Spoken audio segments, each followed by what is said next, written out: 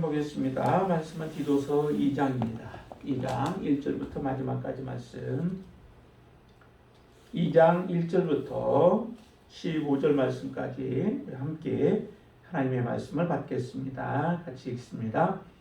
오직 너는 바른 교훈에 합당한 것을 말하여 늙은 남자로는 절제하며 경건하며 신중하며 믿음과 사랑과 인내함에 온전하게 하고 늙은 여자로는 이와 같이 행실이 거룩하며 모함하지 말며 많은 술에 종이 되지 아니하며 선한 것을 가르치는 자들이 되고 그들로 젊은 여자들을 교훈하되 그 남편과 자녀를 사랑하며 신중하며 순전하며 집안일을 하며 선하며 자기 남편에게 복종하게 하라. 이는 하나님의 말씀이 비방을 받지 않게 하려 함이라. 너는 이와 같이 젊은 남자들을 신중하도록 권면하되 범사에 내 자신이 선한 일에 본을 보이며 교훈에 부패하지 아니함과 단정함과 책망할 것이 없는 바른 말을 하게 하라. 이는 대적하는 자로 하여금 부끄러워 우리를 악하다 할 것이 없게 하려 함이라. 종들은 자기 상전에게 범사에 순종하여 기쁘게 하고 거슬러 말하지 말며 훔치지 말고 오히려 모든 참된 신실성을 나타내게 하라. 이는 범사에 우리 구주 하나님의 교훈을 빛나게 하려 함이라.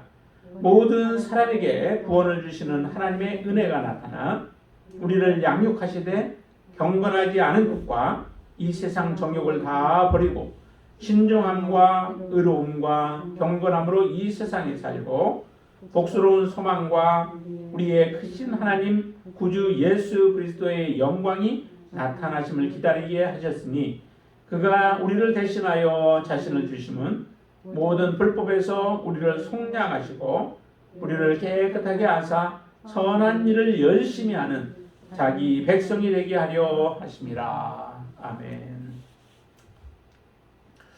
디도서와 같은 책들은 사람들이 많이 우리가 보지 않습니다. 몇 장 되지도 않지만은 그렇기 때문에 디도서와 같은 또 빌레몬서와 같은 이런 책들은 우리가 소홀하게 여길 그런 가능성들이 많습니다. 많이 자주 보는 말씀들이 아니죠. 특히 이제 목회자들에게 주는 말씀이다라고 이렇게 생각을 해서 목회자들에게 권면할 때나 이러한 때 이제 우리가 주는 말씀으로만 받아들입니다. 그러나 디모데 전후서나 디도서 그리고 빌레몬서와 같은 이러한 책들, 이런 말씀들은 사실은 목회자에게 주어서 목회자로 하여금 성도들을 어떻게 가르쳐야 하는가라고 하는 것들을 말씀하기 때문에 이 말씀이 성도들에게도 굉장히 중요한 말씀들이라는 거죠. 디도를 통하여서 가르침을 받는 것이나 우리가 이 말씀을 읽으면서 실제적으로 우리 삶에 말씀을 적용하는 것이나 동일하게 중요한 말씀들이죠. 그 목회자들을 통하여 또 교회의 지도자들을 통하여서 주시는 말씀으로도 우리가 귀하게 받아야 할 말씀이지만 그러나 이 말씀을 보면서 우리에게 디도를 통하여 가르침을 받아야 하는 동일한 말씀으로 우리가 받게 되어질 때에 우리에게도 큰 은혜가 되어지기 때문에 그렇습니다. 이 디도서를 통하여서 오늘 2장에 보면은 특별히 이제 우리는 큰 제목으로 본다면은 선한 일을 열심히 하는 그런 친백성, 성도들이 되게 하라라고 하는 것이 바로 여기에 주어진 이 2장에 우리가 교훈으로 볼 수 있습니다. 그러니까 바른 교훈 안에서 살아가도록 하는 것이죠. 선한 일이라고 하는 말이 바른 교훈을 의미합니다. 선한 것, 그것은 바른 교훈이 선한 것이고 진리가 선한 것이고 또한 복음이 선한 것들이죠. 그렇기 때문에 모든 성도들은 다 이 진리 안에서 소망을 가지고 열심을 내고 살아갈 수 있도록 해준다면은 교회로서 목회자로서 해야 할 일들을 다 하는 것이죠. 그렇기 때문에 여기 바른 교훈에 합당한 모습으로 그들이 살아가도록 그 성도들을 교육하고 훈련하는 것이 목회자가 해야 할 일이라는 것입니다. 왜 그럼 이런 일들을 해야 하는가라고 하는 것을 먼저는 우리가 세 가지로 특별하게 볼 수 있습니다. 오늘 본문 안에서만 우리가 따져본다면은 왜 우리가 선한 일을 열심히 하는 그런 친백성을 우리가 되게 만들어야 하나, 그렇게 가르쳐야 하는가라고 하는 것에 대한 세 가지의 그 답이 있는데요. 그 답을 한번 보면은 5절 보시면은 이렇게 얘기를 합니다. 후반절에 보시면은 이는 하나님의 말씀이 비방을 받지 않게 하려 함이라 라고 말씀하시죠. 우리가 어떻게 살아가는, 성도라고 하는 이름을 이제 모든 예수 그리스도 앞에 온 사람들에게는 성도라고 하는 그런 꼬리표가 우리에게 따라다니게 되어 있습니다. 그런 성도라고 하는데 성도의 삶이 거룩한 삶을 살아가느냐 아니면은 세상 사람들과 동일한 삶을 살아가느냐에 따라서 하나님의 말씀이 비방을 받기도 하고 하나님의 말씀이 칭송을 받기도 한다라고 하는 거죠. 초대교회 성도들이 거룩한 삶을 살아가고 또한 모이면은 떡을 떼고 교제를 나누고 그러면서 나가서는 예수 그리스도가 죽고 당신들이 죽였고 그분은 다시 살아나심을 증거할 때에 세상 사람들과 다른 모습이죠. 세상 사람들과 분리된 모습으로 살아갈 때에 많은 그 초대 그 사람들에게 많은 도전을 주었습니다. 그래서 복음을 전하면은 그들이 돌아오게 되어지고 또한 하나님 앞에 나오는 그 숫자들이 3,000명, 5,000명씩이나 되어지는 이런 놀라운 부흥의 역사가 일어나게 되어졌던 것도 그들의 삶이 뒷받침되어졌던 거죠. 하나님의 말씀 따라서 살아가는 삶이 이루어졌기 때문에 그와 같은 놀라운 역사가 일어나는 겁니다. 반면에 그러면 요즘에 왜 이렇게 교회를 나오기를 거부하기도 하고 또한 교회에 대한 부정적인 생각을 가지고 있는가라고 하는 것을 우리가 생각해 본다면은 그거는 우리의 믿음의 삶이나 아니면은 우리가 하나님의 말씀을 어떻게 받아들이고 어떻게 하나님의 말씀을 우리가 우리 안에다 적용해서 살아가느냐라고 하는 것과도 동일한 모습으로 보여지게 되어 있죠. 우리는 하나님의 말씀과 그만큼 더 멀어져 있고 하나님의 말씀화 되어지지 못하고 살아가는 우리의 모습을 그대로 표현하고 있는 것입니다. 이렇게 하나님의 말씀은 우리의 삶하고 밀접하게 관련되어 있다는 거죠. 그래서 하나님의 말씀이 비방을 받지 않으려면은 반드시 성도들은 선한 일에 열심을 내면서 살아가도록 만들어줘야 할 때에 하나님의 말씀이 칭송을 받게 되어집니다.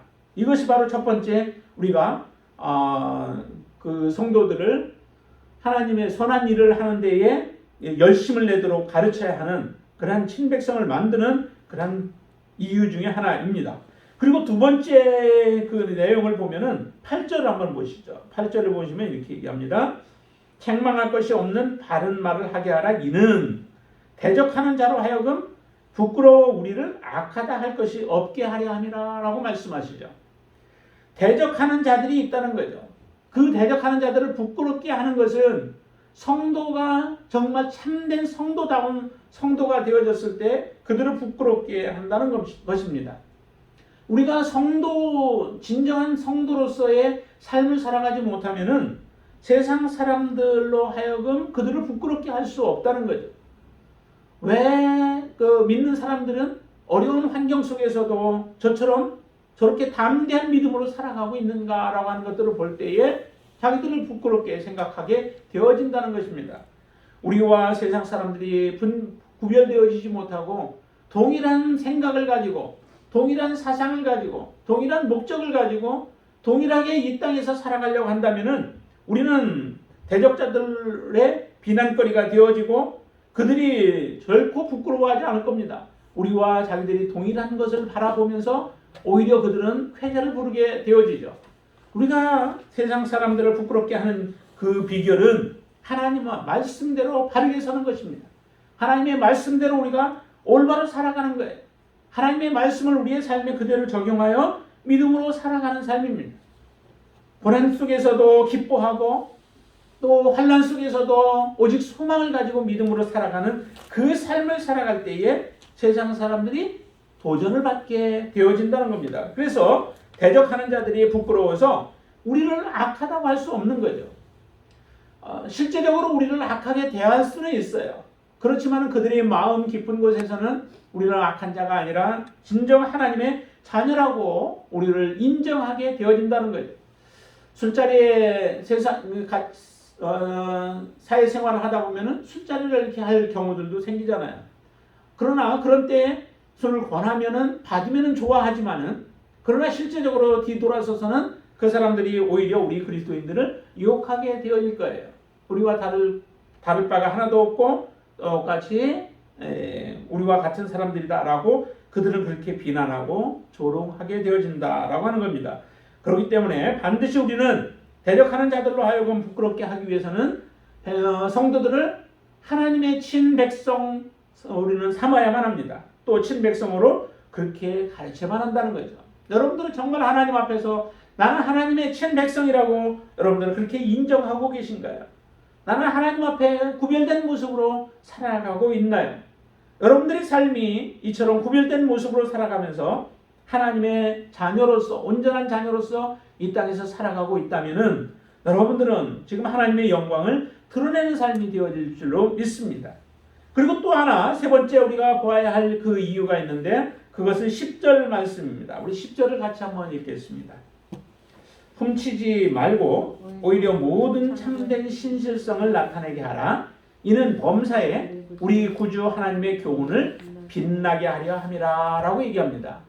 우리가 왜 성도들을 온전하게 가르쳐야 하고 또한 하나님의 성도로서 하나님의 온전한 성도로서 우리가 그들을 가르쳐야 하는가? 왜 하나님의 일을 열심히 하는 그런 성도들로 우리가 만들어야 하는가? 그것은 여기서 얘기한 것처럼 범사에 바로 하나님의 교훈을 빛나게 하기 위해서 그렇게 해야 된다라고 하는 겁니다. 내가 하나님의 교훈을 빛나게 하는 자 아니면 가리우는 자 되어질 수 있죠. 우리와 하나님과는 일체 하나가 되어진 겁니다. 그 예수님께서도 사도 바울에게 그가 회심하기 전에 사울이었을 때 하셨던 말씀이 있죠. 네가 왜 나를 핍박하느냐라고 하시는 주님의 음성을 듣게 되어지죠. 그 이유는 어디에 있습니까? 그가 바로 핍박했던 사람은 예수를 핍박한 것이 아니라 실제로 예수 믿는 사람들, 예수를 믿고 또 이제 예수 그리스도의 죽으심과 부활하심을 증거하는 그런 예수 믿는 자들을 핍박했던 것이 곧 하나님이 말씀하실 때는 나를 핍박하는 것이라고 동일하게 말씀하십니다. 저와 여러분들 안에는 예수 그리스도가 계시고 또한 그 예수 그리스도와 한 몸이 되어졌습니다. 예수 그리스도가 우리의 몸이고 또한 교회는 각 그의 지체와 같은 모습이죠. 그래서 하나님으로부터 하나님을 믿는 자녀들은 이제 그의 가르침과 또 그의 주님의 사상과 또 주님의 생각과 주님의 뜻대로 순종하며 살아가는 삶이 바로 우리 그리스도인들인 것입니다. 바로 이처럼 범사에 우리 구주 하나님의 교훈을 빛나게 하기 위해서는 반드시 우리가 필요한 것이 올바로 가르쳐 놔야 한다는 거죠. 성도들이 바르지 못하면 그들을 통하여서 다른 사람들이 많은 다른 도전들을 받게 되어집니다.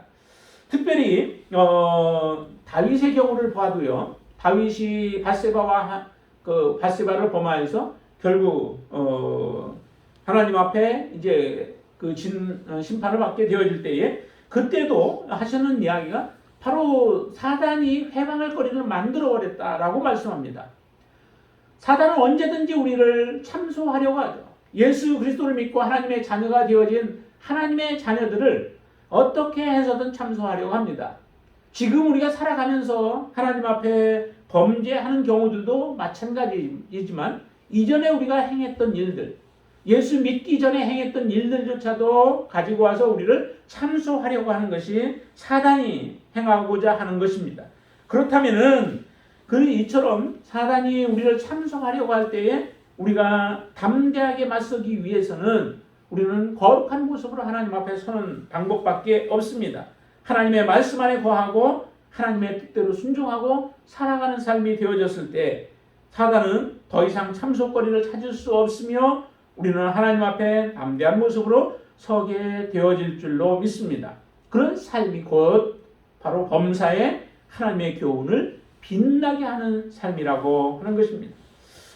베드로가 예수를 부인했던 적이 있죠. 3번씩이나 부인했던 그 부인의 사건으로 인하여 사실은 사단이 베드로를 기로 까부르는 것과 같이 그렇게 흔들어 놓게 되어지죠. 낙심하고 또한 좌절하였지만은 다시 이제 회개하고 돌이켜서 형제들을 굳게 하는 그런 일들이 일어나는 것처럼 바로 우리가 하나님 앞에 온전한 모습으로 살아갈 때에 더 이상 사단은 우리를 회방하지 못하게 되어질 줄로 믿습니다. 그래서 하나님 앞에 바르게 우리가 서서 살아가기 위해서도 우리는 진정한 참된 성도의 삶을 살아가야 되고 그 가르침으로 우리는 가르치면서 바르게 세우는 삶을 살아야 될 줄로 믿습니다.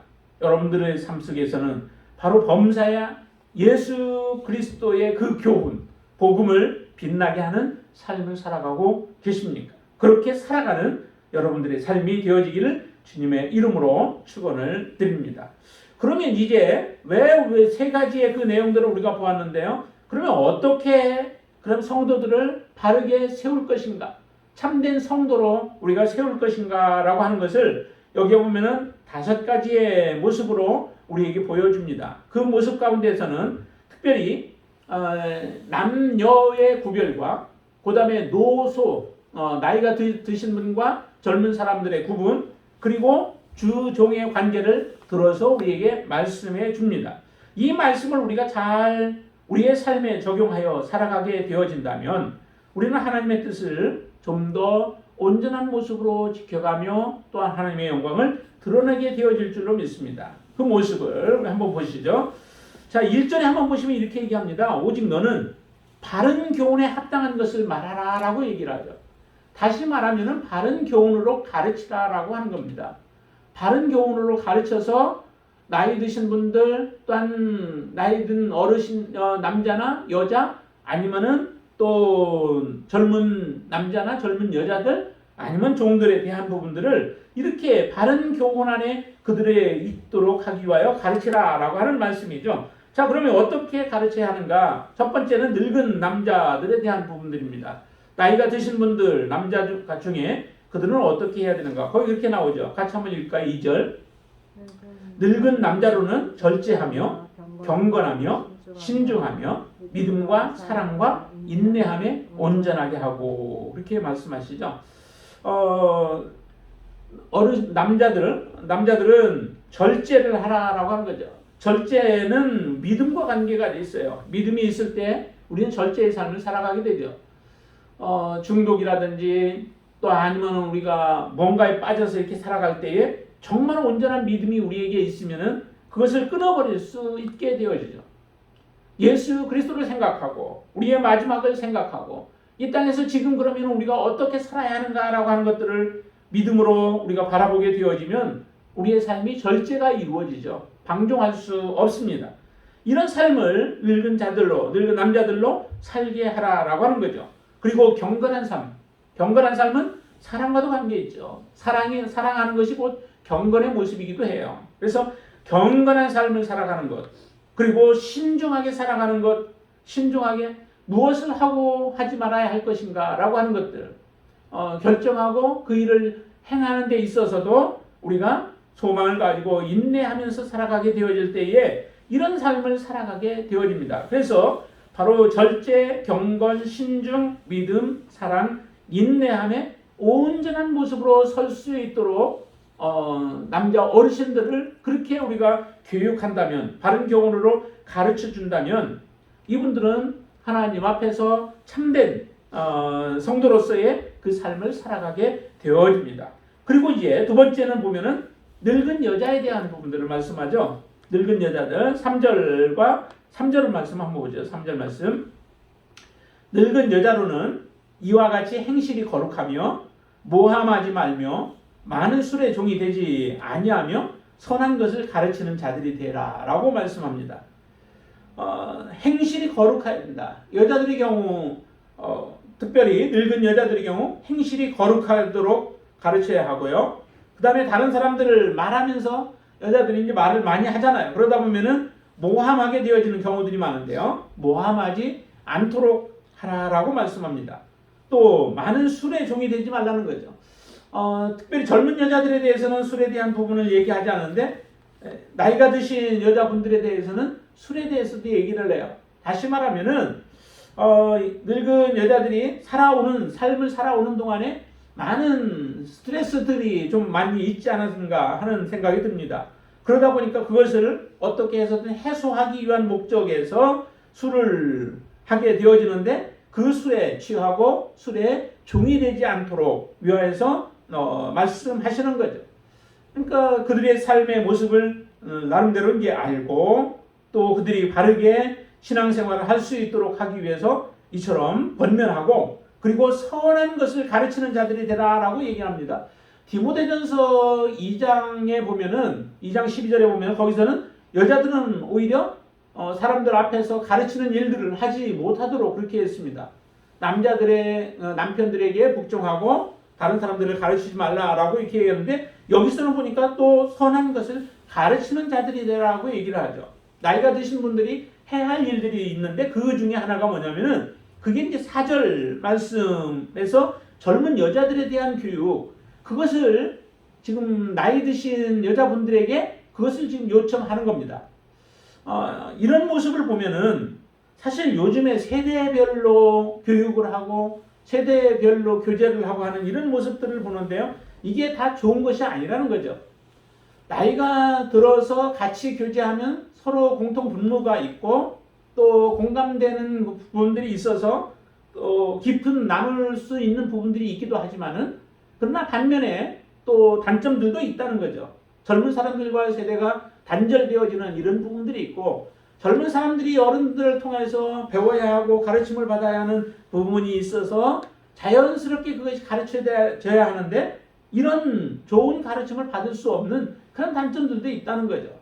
그렇기 때문에 세대를 통틀어서 함께 교제를 나누고 함께 하나님의 말씀을 알아가는 이 방법을 지금 여기서는 얘기하는 겁니다. 그래서 젊은 자들을 교훈하라라고 하는 거예요. 누가 하느냐?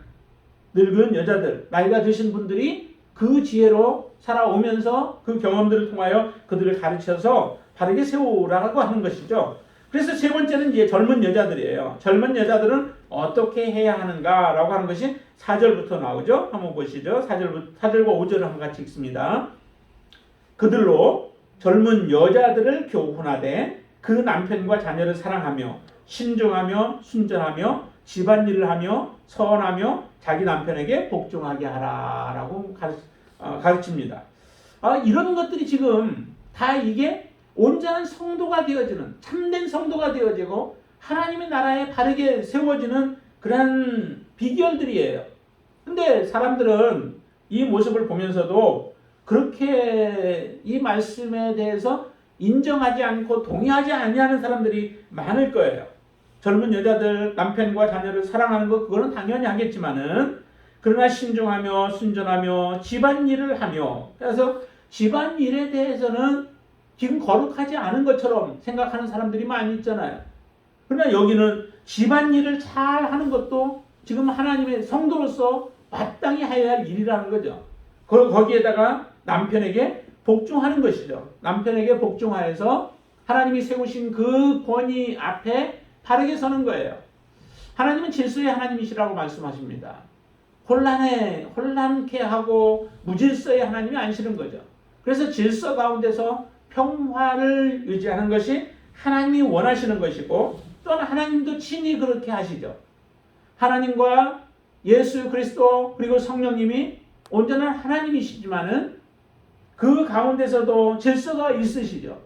정부 하나님이 계획하신 일들을 성자 하나님이 이루어내시고 또한 지금 성령 하나님께서 우리의 삶 가운데 역사하시며 온전한 구원을 이루어 가시는 그 역할들을 온전하게 잘 맡아서 질서 있게 그 일들을 행하시는 그 모습들을 봐도 그렇고 우리의 삶 가운데도 하나님은 모든 것들을 다 이처럼 질서 정연하게 모든 것들을 이루어 놨습니다. 그것을 흐트러버리고 깨뜨리는 것은 악한 일들이죠. 하나님이 가정 안에 남편을 두셨고 그 남편을 통하여서 가정을 다스리게 하셨고 그 보호 아래 가정이 안전하도록 하나님은 그런 역사를 이루어 가십니다. 그렇기 때문에 남편에게 복종하라라고 말씀하시죠.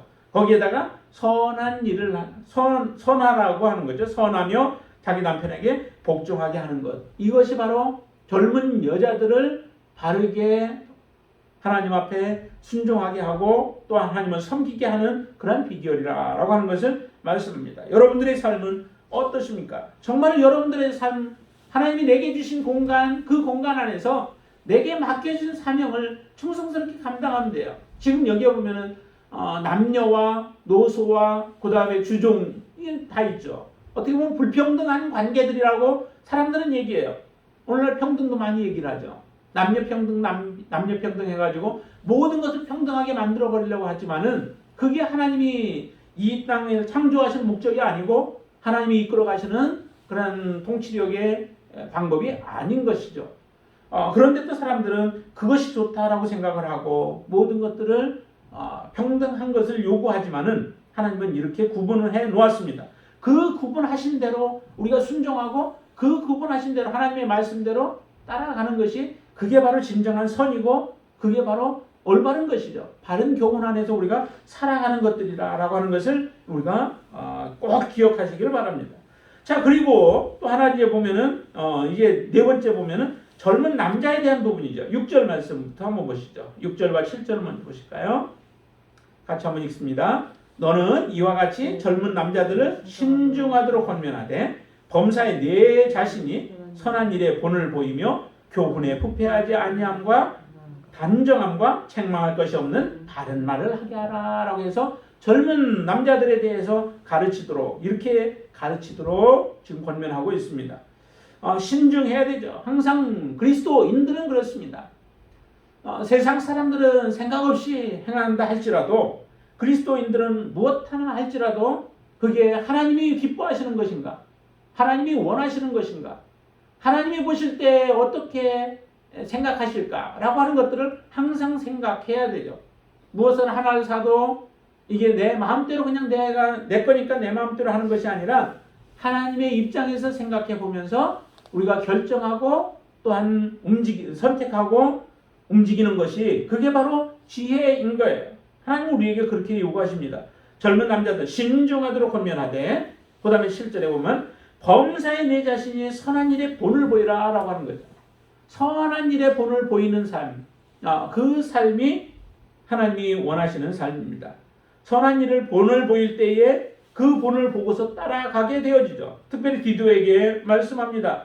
젊은 사람이기 때문에 그렇죠. 이 그레데 사람들은 정말 본받을 것이 없는 사람들이에요. 사실은.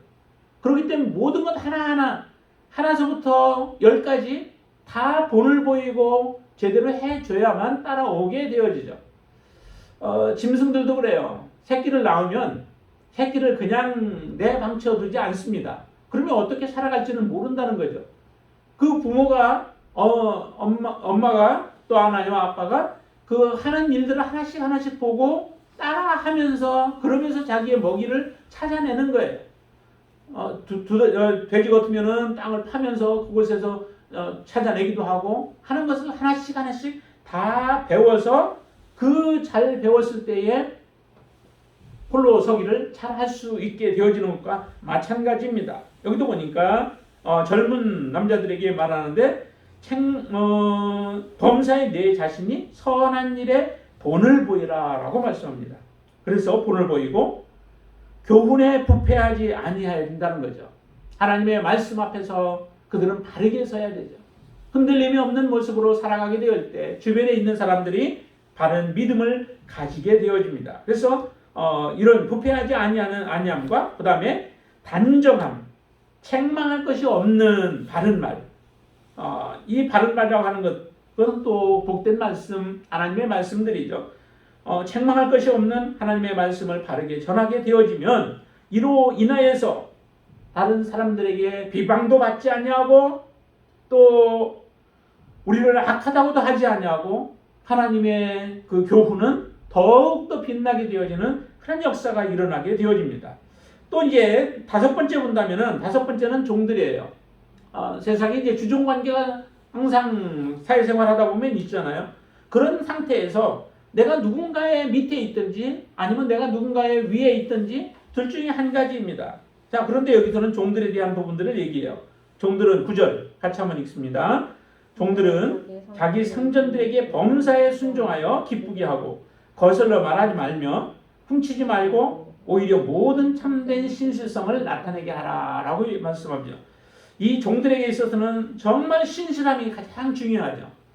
종들에게 필요한 것은 신실함이에요. 주인이 보든 안 보든 항상 죽기 한탄 마음으로 해야 되는 거죠. 우리 그리스도인들에게도 그렇기 때문에 반드시 필요한 게 뭐예요? 이 신실성이죠. 하나님이 우리를 항상 보고 계시죠. 계시록을 우리가 보고 있듯이 그 주님은 정말로 우리를 눈동자처럼 다 지켜보시고 계시고 돌보실 때도 그렇지만은 우리의 삶도 하나님은 그렇게 보고 계시는 거죠. 그 하나님 앞에서 하나님이 나를 항상 보고 있다면은 우리의 삶에 있어서 모든 것이 통제가 되어지고 절제가 되어지는 삶을 살아갈 수밖에 없습니다. 그 하나님 앞에서는 신실하게 살아갈 수밖에 없는 거죠.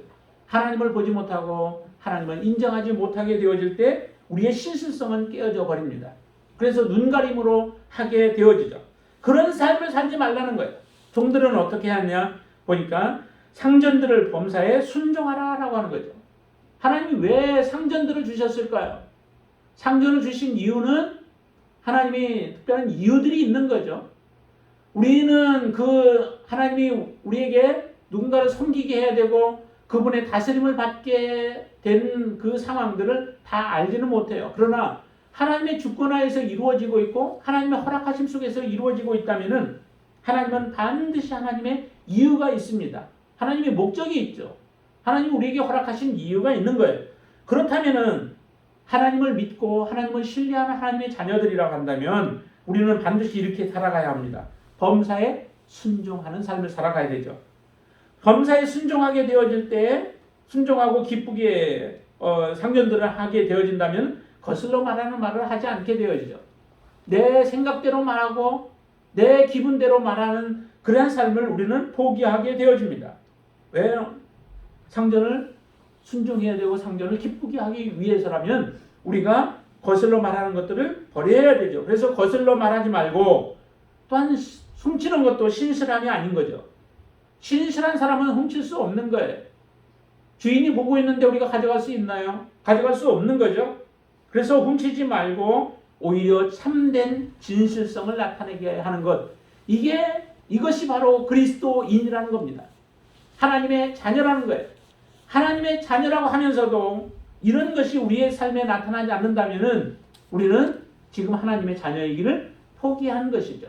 하나님의 자녀에서 우리가 떨어져 있는 우리의 모습을 우리는 보아야 합니다. 정치인들이나 다른 많은 일을 하는 사람들 가운데서 그리스도인들이라고 하는 사람들을 보면은 그들이 입으로는 그리스도인이라고 하는데 실제 그들의 삶의 모습 속에서는 예수 그리스도의 이런 신실함이 나타나지 않고 복종하는 모습들이 나타나지 않고 순종하지 않냐는 모습들을 우리가 많이 보게 되어집니다. 이것이 다 우리가 잘못된 복음 안에서 지금 살아가고 있고 잘못된 교훈 안에서 살아가고 있는 우리의 모습을 그대로 말하고 있는 것이에요. 여러분들의 삶 속에서는 정말 이런 신실함이 나타나고 우리는 누군가에 다시 종이잖아요. 세상적으로도 종이지만은 특별히 더 크신 하나님 앞에서의 우리의 모습을 바라본다면 우리는 평생 우리가 이 땅에 살아가는 동안에 종의 모습으로 섬기는 삶을 살아가는 것이 마땅히 그리스도인의 삶의 모습인 줄로 믿습니다. 이렇게 교육하고 가르침으로 인하여서 성도들을 바르게 세우라고 하는 거예요. 이 이야기는 다시 말하면은 온전한 구원 가운데 하나님의 구원 가운데 사람들을 세워라라고 하는 것과도 같은 말씀이에요. 하나님의 구원을 우리가 어떻게 볼 수 있냐면은 하나님의 구원은 두 가지죠. 하나는 하나님의 은혜가 있어야 돼요.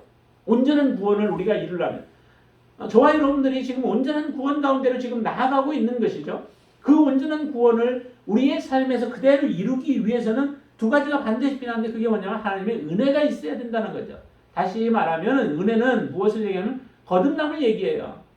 우리가 예수 그리스도를 믿음으로 말미암아 거듭나서 그 거듭난 자들은 예수님이 우리를 피로 값주고 사심으로 인하여 우리의 모든 죄들이 다 탕감받고 이제 깨끗하게 되어졌죠. 그래서 의인이라고 하고 의롭다라고 하는 그런 말씀을 하시는 겁니다.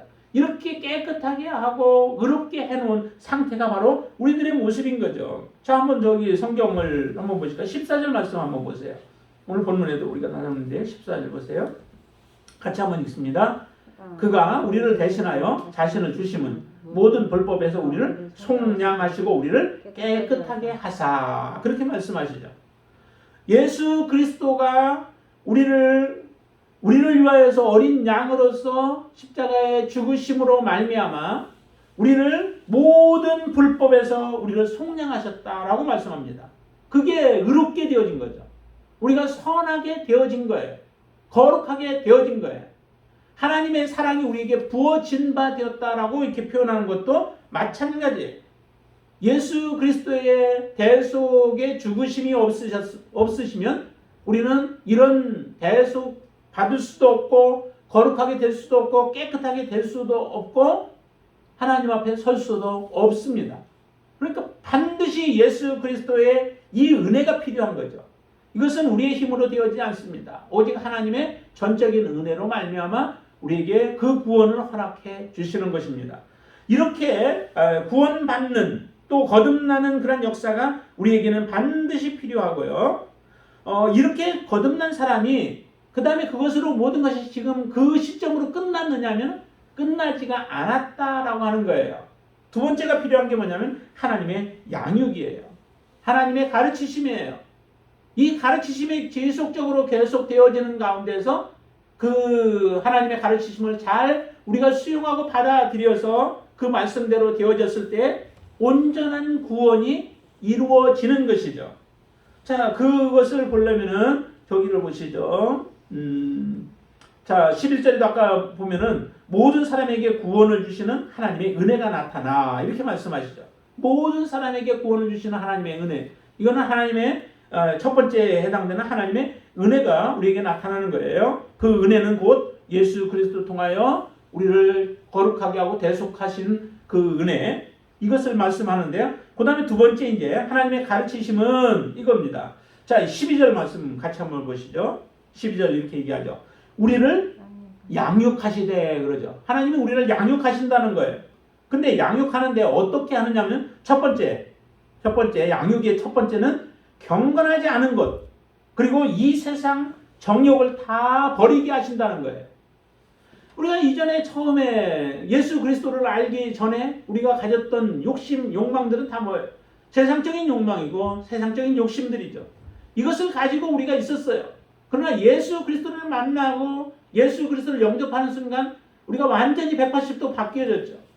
이전에 내가 추구했던 것들이 별로 가치가 없어 보여요. 의미가 없어 보여요. 사도 바울의 고백이 그런 고백이었었죠.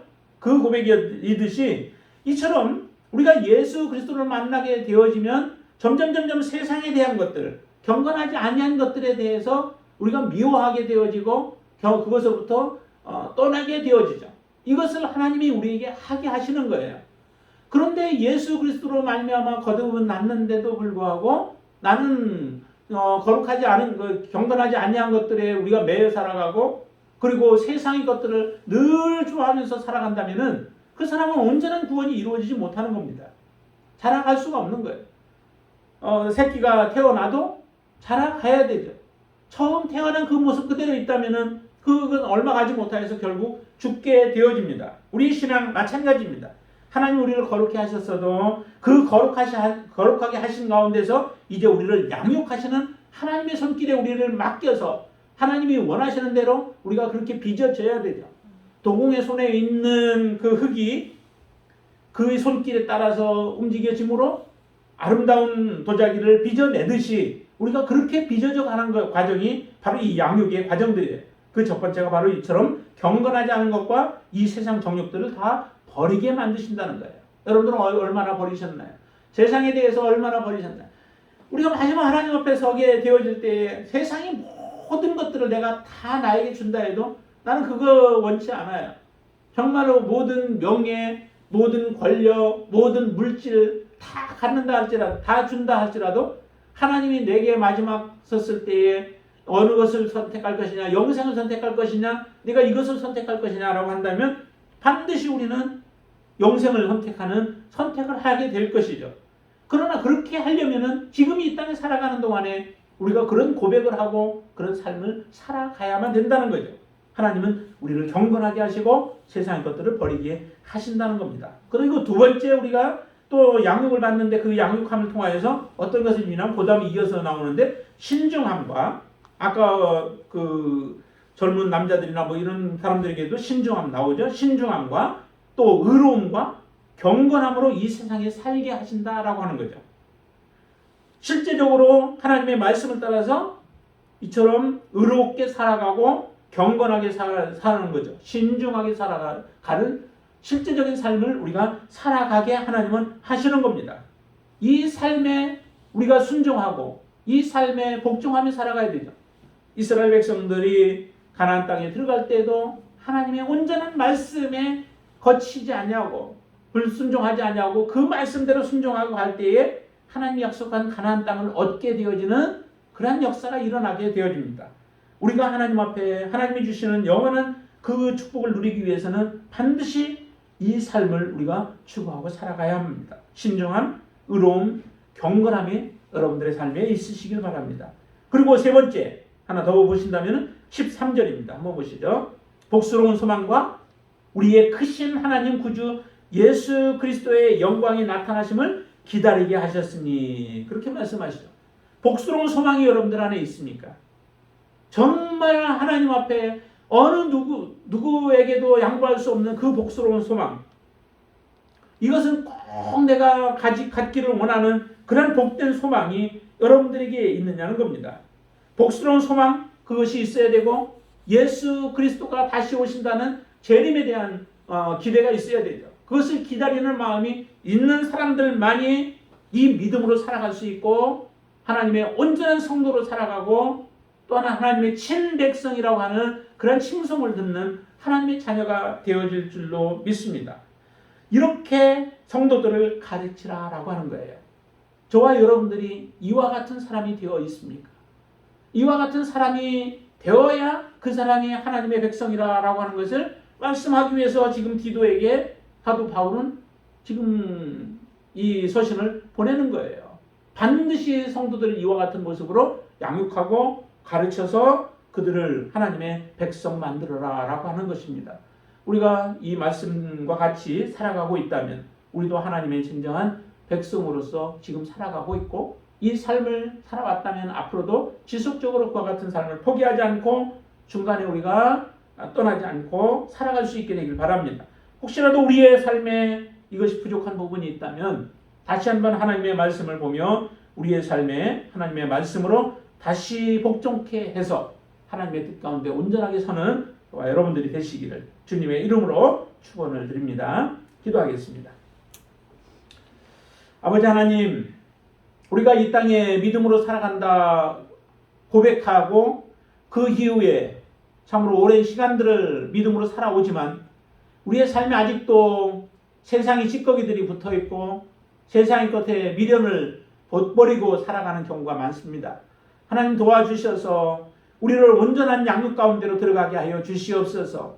예수 그리스도로 말미암아 구원받아 하나님의 그 은혜를 저희들이 깨달았지만 하나님 지속적으로 믿음으로 살아가기가 부족한 우리들의 모습이었습니다.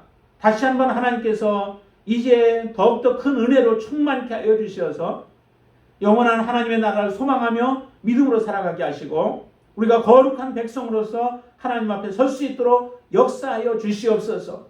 선한 일에 정말 열심을 내는 하나님의 자녀가 되게 하여 주시옵소서. 우리가 무엇 때문에 멈춰져 있고 무엇 때문에 하나님 앞에 온전하게 나아가는데 가리워져 있습니까? 하나님 모든 것들을 다 이제 걷어치고 오직 믿음으로 주님 앞에 바르게 서는 믿음의 삶을 살아갈 수 있도록 역사하여 주시옵소서. 더 이상 세상의 것에 매여 살아가지 않게 하시고 세상의 것에 끌려가지 않게 하시고 하나님의 말씀에 끌려가며 하나님의 말씀에 복종하며 살아가는 하나님의 귀한 자녀 되게 역사해 주시옵소서. 예수님의 이름으로 간절히 기도드리옵나이다. 아멘.